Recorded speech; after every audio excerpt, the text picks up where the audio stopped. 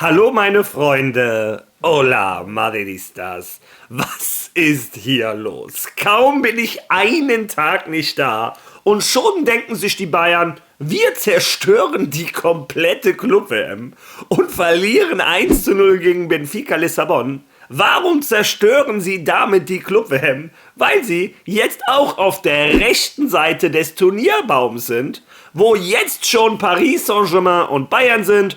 Und wie ihr unten in Grau seht, wenn sich von den Ergebnissen her nichts ändert, wird auf dieser rechten Seite auch noch Inter Mailand, Manchester City und Real Madrid sein. Naja, die Bayern sind ja so bekannt für ihren Spruch, ein Tor, ein Schuss, die Bayern. Ich würde das neu umformulieren zu ein Schuss, ein Eigentor, die Bayern. Naja, sind wir mal gespannt, was aus diesem Turnier wird, ob die Ergebnisse wirklich wie erwartet eintreffen. Als Madrid wäre es fast besser, das letzte Spiel zu verlieren, um Gruppenzweiter zu sein, aber das kannst du dir auch nicht leisten, denn wenn Al-Hilal gewinnt, bist du auf einmal raus. Also, unglaublich, vielen Dank FC Bayern. Ja, heute in diesem Video unterhalten wir uns über die Club-WM. Wir schauen die Ergebnisse, wir schauen, was heute auf uns zukommt. Dann unterhalten wir uns über Arda Güler, denn Hamid hat ein Video über den jungen Türken gemacht und ich muss mir jetzt nach über einem Jahr mal ein bisschen Luft machen.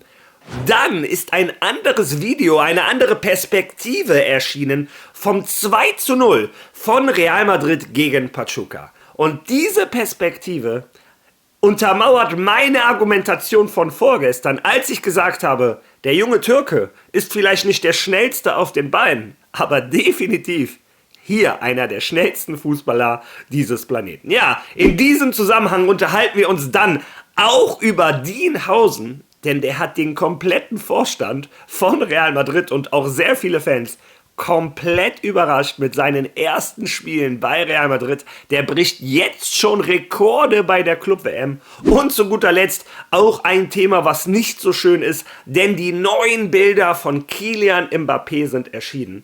Und ganz ehrlich, mich haben die geschockt. Also, wie ihr hört, es wird auf jeden Fall ein interessantes, vollgepacktes Video. Viel Spaß dabei.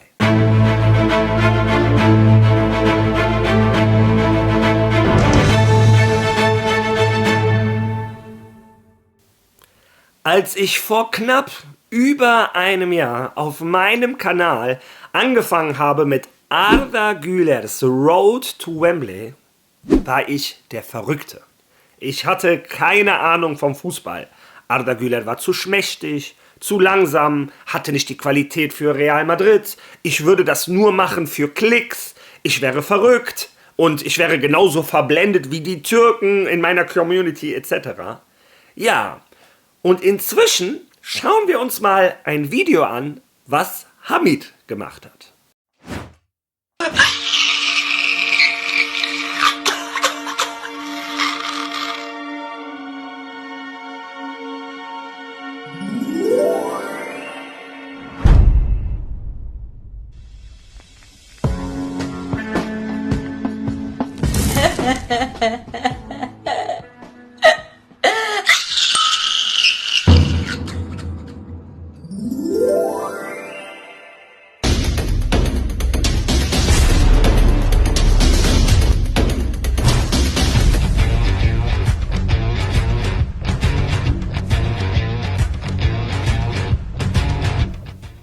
Ja, wie gesagt, inzwischen auf der anderen Seite der Welt werden solche Videos erstellt.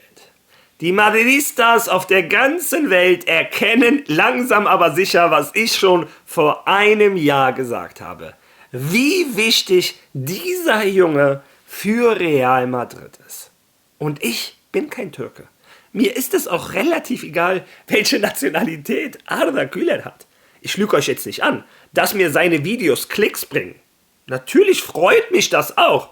Aber ich mache die Videos, weil ich an diesen Jungen glaube. Und inzwischen bin ich nicht mehr der Einzige oder einer der Einzigen. Inzwischen auf der anderen Seite der Welt, wenn man Real Madrid auf Twitter durchleuchtet, alle sagen das Gleiche. Dieser Junge muss unantastbar sein. Ja, Und bevor wir jetzt zu dem anderen Video kommen, wo ich euch verspreche, dass man auch sieht, wie schlau dieser Junge ist, warum er so wichtig ist, obwohl er vielleicht nicht der Schnellste ist, gehen wir erstmal durch, was in der Club-WM passiert ist. Ja, und zunächst einmal ist das passiert, was ich euch, glaube ich, auch als einer der ersten angekündigt hatte. Atletico Madrid ist aus der Club-WM rausgeflogen. Ich hatte euch erklärt, die hätten mit 3 Toren gegen Botafogo gewinnen müssen. Das haben sie nicht geschafft. Die haben mit Hängen und Würgen kurz vor Schluss mit 1:0 gewonnen. Das hat nicht gereicht. Atletico Madrid ist raus aus der Club-WM. Qualifiziert hat sich Botafogo und Paris Saint-Germain. Ja, die Franzosen haben ihr Spiel 2:0 gewonnen. Ja, in der anderen Gruppe gab es Tore en masse, und zwar Porto gegen Al-Ahly 4:4 und Inter Miami gegen Palmeiras trennen sich 2:2. Ich hatte euch gesagt, wenn Miami und Palmeiras unentschieden spielen, sind beide qualifiziert, und seltsamerweise ist genau das eingetroffen. Also Palmeiras und Inter Miami qualifizieren sich, wie ihr eben auf dem Bild schon gesehen habt, für die nächste Runde. Ja, gestern ist dann die große Überraschung gekommen. Beide große Überraschungen. Was war da los? Auckland City spielt gegen Boca Juniors 1:1.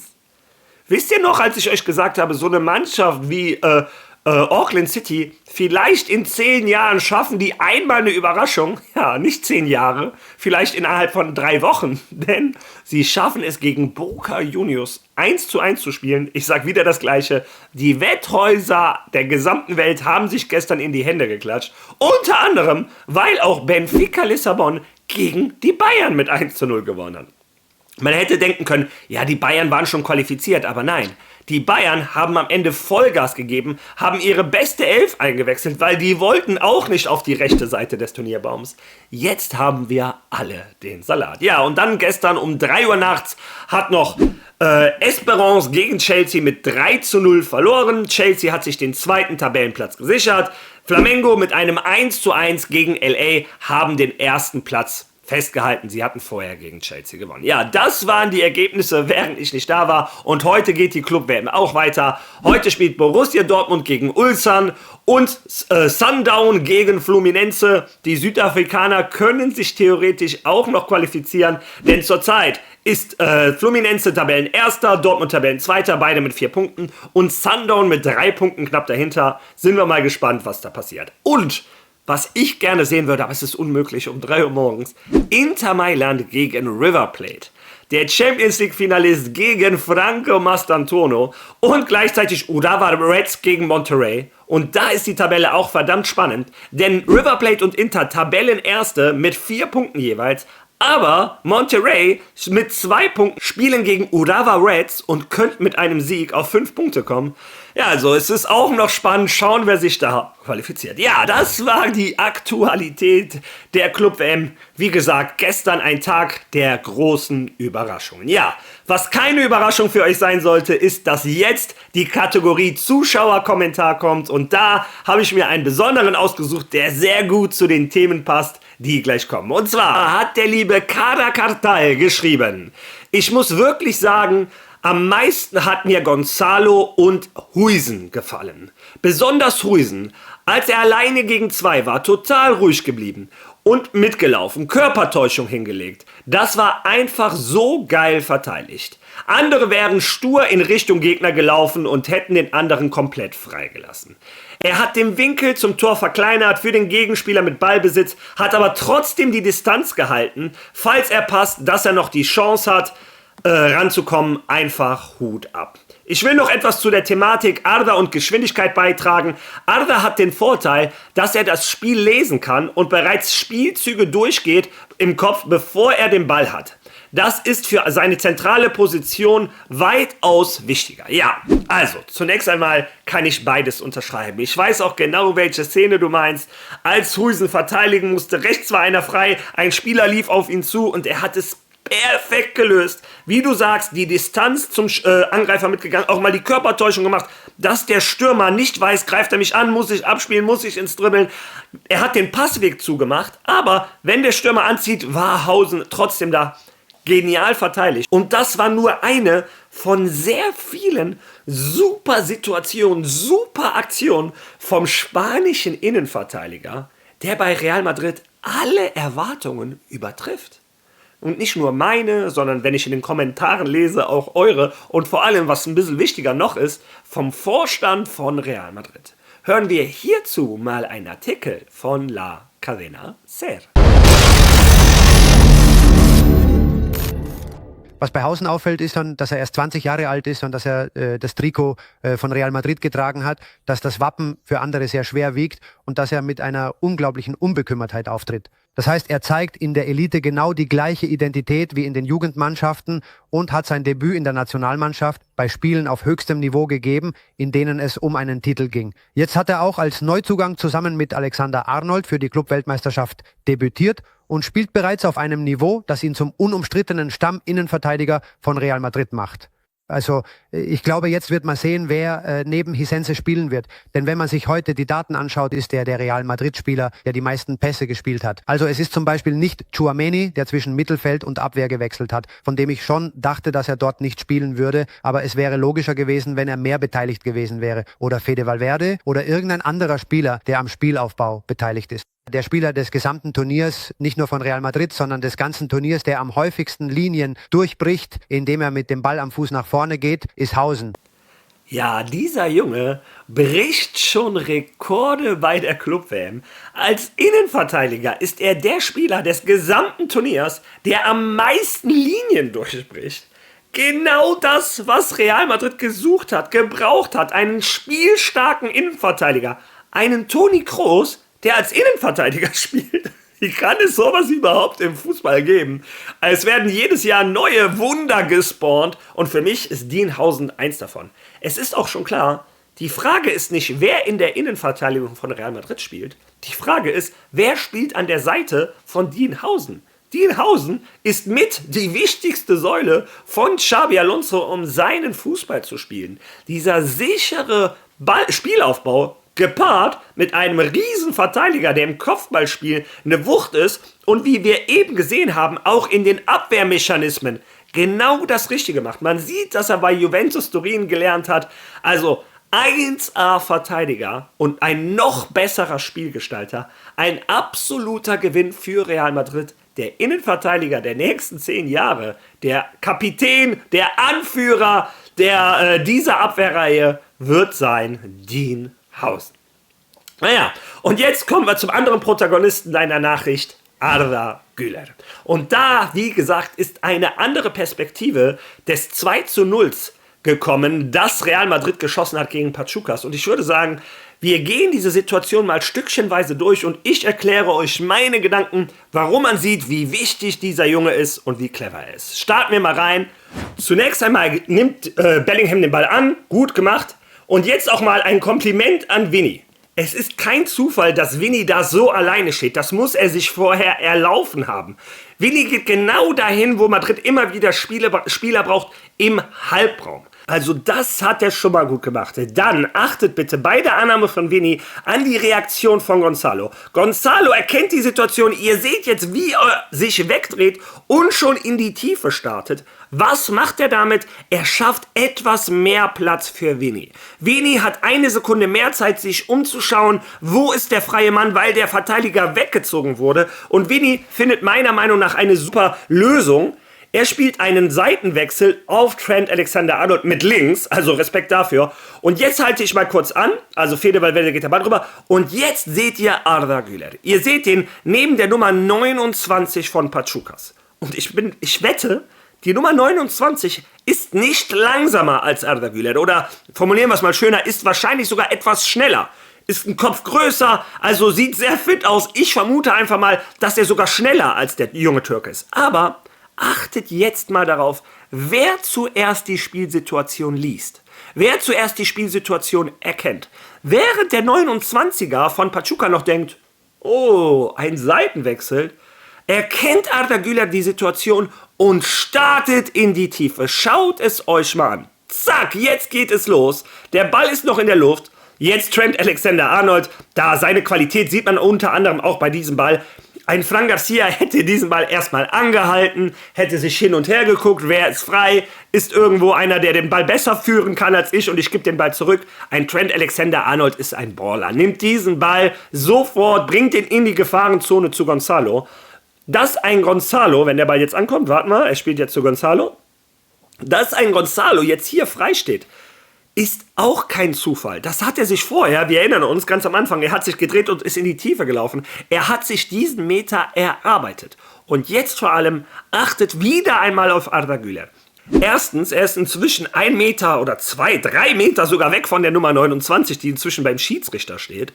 Arda steht komplett alleine am Halbkreis des 16ers. Und das ist, wie gesagt, kein Zufall. Auch das hat er sich mit seinem IQ vorher erarbeitet. Er hat die Meter vorher gemacht. Und jetzt könnte ein Arda Güler denken, ich bleibe stehen, er legt den Ball zurück, ich schieße aus 16 Metern. Aber auch hier, sein Hirn schaltet schneller als das von vielen anderen. Er erkennt, der Innenverteidiger, der wird zu Gonzalo gehen. Dadurch wird rechts der ganze Raum frei sein. Ihr werdet sehen, er geht extra, er läuft nicht geradeaus, er läuft quer rechts, weil er den Raum sieht. Was ein Gonzalo dann hier mit dem Pass macht, ist absolute Weltklasse. Und Arda hat auf einmal diesen Meter, den er vorher gesehen hat, für sich alleine. Nimmt den Ball mit dem linken Außenriss an und mit rechts, mit seinem schwachen Fuß, schießt er den super links unten rein. Ein geniales Tor. Von allen Protagonisten, aber vor allem finde ich, diese Szene zeigt genau das, was ich meinte. Ein Kroos, ein Pirlo, Xavi, Iniesta etc. Das waren alles nicht die Schnellsten mit den Beinen. Aber die waren alle hier mit die Schnellsten. Und in diese Kategorie würde ich einen Arda Güler reintun.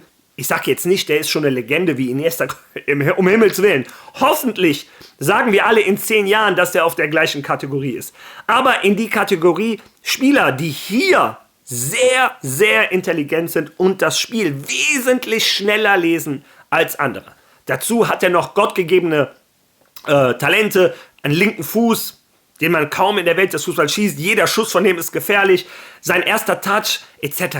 Also, deshalb habe ich dieses Video gezeigt, um nochmal zu zeigen, es ist gar nicht so wichtig, zu Fuß der Schnellste zu sein. Hier ist es wichtig, schnell zu sein. Und da haben wir im Kader kaum einen schnelleren als Arda Güler. Ja, über wen wir uns jetzt noch unterhalten wollen, wie im Vorspann angekündigt, Kylian Mbappé. Denn das ist, so halbwegs eine gute, halbwegs eine schlechte Nachricht. Er ist gestern zum ersten Mal wieder beim Training von Real Madrid gewesen. Und die Bilder, die ich gesehen habe, haben mich geschockt. Er sah ein bisschen wieder aus wie der Kylian Mbappé von AS Monaco, dieser Schlacks, der damals schon die Fußballwelt verblüfft hat. Aber heute sind das andere Voraussetzungen. Er hatte so eine gute Muskelmasse und auf einmal sieht er aus wie ein Hungerhaken. Hören wir uns da mal einen Bericht an, den El Desmarque über die Situation des Franzosen gemacht hat. Eine Woche später aber völlig verändert. Keine Spur mehr von den Muskeln, mit denen er noch vor 7 Tagen geprahlt hat. Und mit einem deutlich sichtbaren Gewichtsverlust in einer Trainingseinheit, die ganz anders ist als bei seiner Ankunft in den Vereinigten Staaten. Das Training findet im Fitnessstudio statt und bisher gibt es keinen Kontakt mit dem Ball. Das ist wichtig. Er spürt, wir warten auf ihn. Nach einer Woche, in der der Franzose alles durchgemacht hat, mit 48-stündiger Quarantäne im Hotel, in der er sich von Obst und isotonischen Getränken ernährte. Morgen früh werden wir entscheiden. Am Ende musste er wegen einer Krankheit, die nicht abklang, ins Krankenhaus eingeliefert werden. Mir ging's schlecht. 7 Tage war er völlig verschwunden. Er ließ sich nur beim Spaziergang am Strand blicken. Eine Woche später trainiert Kylian wieder und hinterlässt dabei ein Bild, das die Madridistas beunruhigt hat. Ja, ihr habt es selber gehört, selber gesehen. Gestern habe ich mich noch etwas hinters Licht führen lassen. Den Schuh muss ich mir tatsächlich anziehen, denn auf Twitter Real Madrid hieß es auf sämtlichen Seiten, er hätte 10 Kilo verloren. Mir kam das extrem viel vor, aber alle haben das geschrieben und ich dachte, weiß Gott, Wasser, Muskelmasse, Hitze, vielleicht ist das tatsächlich so. Hab das dann sogar in meinem TikTok so gesagt. Inzwischen ärgere ich mich, aber in TikTok kannst du nicht mal so eben korrigieren. Ja, wie dem auch sei, im Endeffekt waren es 4 bis 5 Kilo, die Kylian Mbappé in einer Woche verloren hat. Schlimm genug. Und auch wenn es vielleicht für einige lustig ist, der ist wieder schlaksig, der wird noch schneller sein. Nee, es ist nicht gesund für einen Körper in so kurzer Zeit so viel Kraft, so viel Masse zu verlieren. Wir Madridistas können es uns abschminken, dass er gegen Salzburg spielen wird. Von Anfang an auf keinen Fall. Vielleicht. Ich glaube, ein Xabi Alonso wird gar nicht die Gesundheit des Franzosen riskieren. Ich glaube, wir werden einen Kylian Mbappé frühestens im Achtelfinale sehen. Falls wir uns dann qualifizieren sollten, vielleicht sogar erst im Viertelfinale. Naja, bin ich gespannt, was ihr zu diesem Video zu sagen habt. Was sagt ihr zu Dienhausen? Was sagt ihr zu Arda Güler und meiner, Theorie oder meiner Analyse, dass es gar nicht so wichtig ist, dass er der Schnellste mit den Füßen ist? Und was sagt ihr zu Kylian Mbappé? Seid ihr auch in meinem Team, wo ihr sagt, nee, so viel Gesundheit, so viel Kilo verlieren in kurzer Zeit ist nicht gut? Oder seid ihr im Team, die sagen, nee, der soll so dünn bleiben, dann wird er wieder so schnell wie bei Monaco? Ja, lasst das alles bitte in den Kommentaren. Wenn ihr schon mal da seid, liken, teilen, followen. Ihr wisst, wie YouTube funktioniert. Und wir sehen uns morgen bei meinem nächsten Video wieder. Bis dahin.